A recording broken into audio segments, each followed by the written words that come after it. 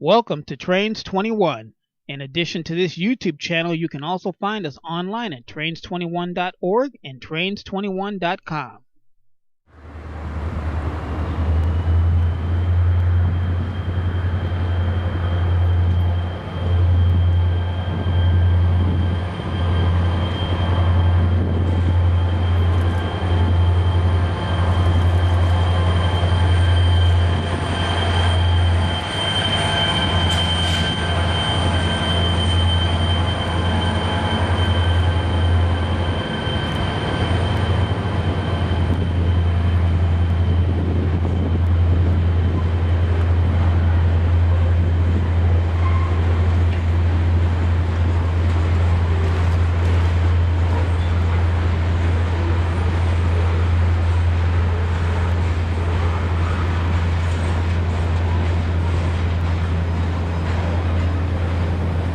With two distinct and unique histories, the Reading and Northern and Lycoming Valley territories exist today because of a tradition that started over 100 years ago.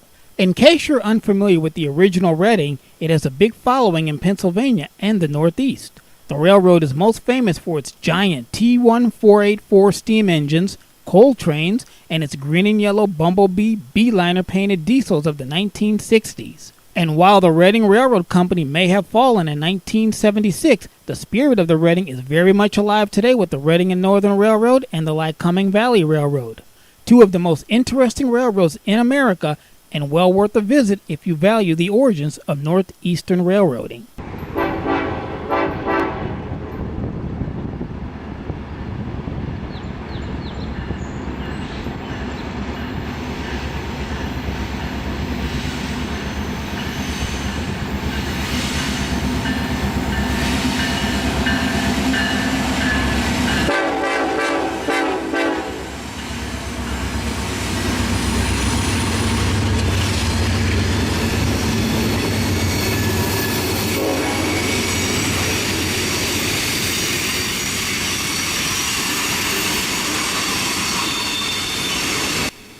We begin this adventure with the railroad that started the whole thing. The Philadelphia and Reading Railroad was incorporated on April 4, 1833 to carry anthracite coal in southeastern Pennsylvania. The railroad extended along the parallel Schuylkill Canal from the coal fields near Port Clinton to Reading and eventually Philadelphia. The railroad was opened between Reading and Philadelphia on December 5, 1839.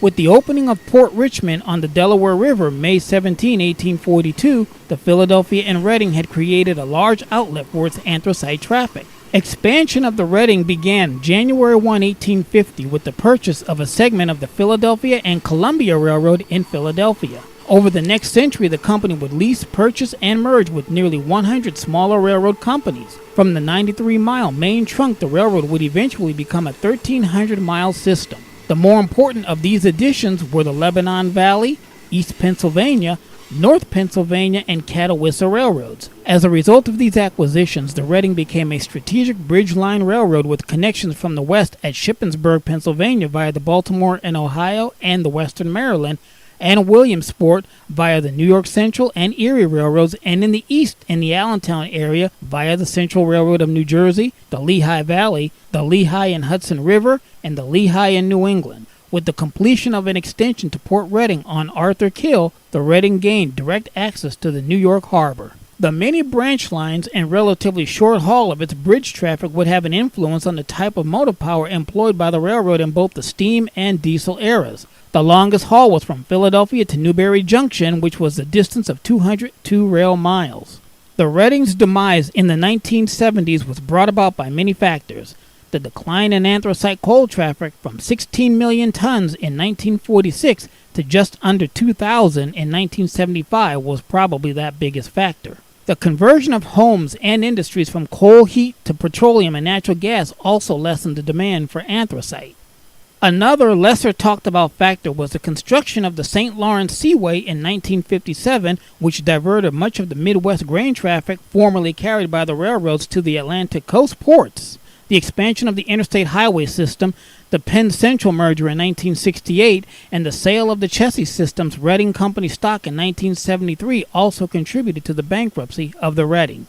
The Penn Central merger removed much of the bridge traffic with the New York Central and New Haven railroads, traffic the Reading desperately needed to make up for the loss of anthracite car loadings. The traffic which had been interchanged with the New York Central at Newberry Junction before the Penn Central merger was now handed over to Penn Central at Harrisburg, Pennsylvania. Former New Haven traffic destined for interchange at Allentown Yard stayed on the Penn Central. The resulting bankruptcy of the Reading led to the railroad's inclusion into the government-backed Conrail system on April 1, 1976, thus ending 138 years of railroad service to southeastern Pennsylvania, New Jersey, and Delaware. However, the legacy continues in many communities. The founding and growth of hundreds of towns, many whose names relate to the railroad, are evidence to the impact of the railroad. The industrial communities such as iron and steel, breweries, automobiles, tires, frames, brick, electric power generation, chemical, food, meaning Hershey's chocolate, and railroad suppliers all depended on good rail transportation provided by the Reading. Socially, the railroad affected the organized labor movement, fraternal organizations, club and school recreational outings, and local charitable organizations. It offered suburban residents easy, dependable access to jobs in Philadelphia. It carried the mail and express packages for over a century. It served as one of the strands in the social fabric of the Philadelphia area. Its station-building architecture brought a variety of styles to the communities in the region. The railroad also impacted the environment it passed through in both positive and sometimes negative ways. Truly, the Reading shaped the communities of southeastern Pennsylvania.